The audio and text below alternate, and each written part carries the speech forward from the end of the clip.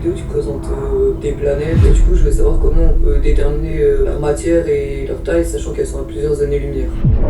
Eh bien, c'est simple.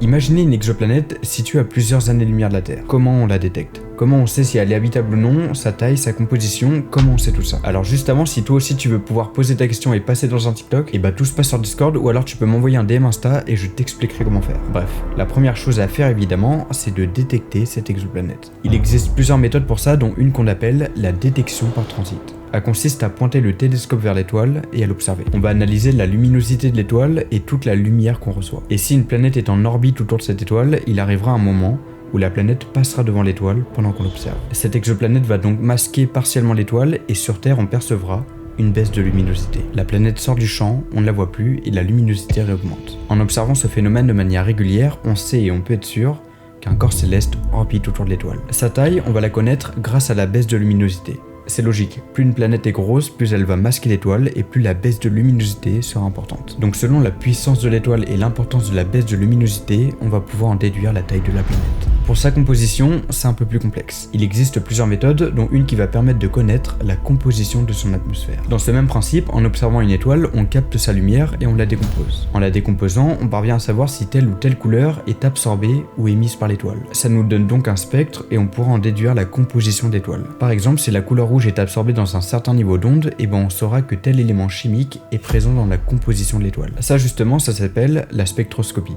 Et quand la planète va passer devant l'étoile, on pourra voir une légère variation de ce spectre. Cette variation elle est causée par l'atmosphère de l'exoplanète qui absorbe en partie de la lumière de l'étoile. La lumière qui passe à travers cette fine couche d'atmosphère nous parvient jusqu'à nous. Et donc en la décomposant et par plusieurs analyses, on parviendra à connaître la composition de l'atmosphère de l'exoplanète. Donc c'est beaucoup de calculs sur des modèles, des simulations, etc. Et finalement on parvient à savoir si telle ou telle planète est potentiellement habitable ou non. Venez vous aussi poser votre question, abonne-toi.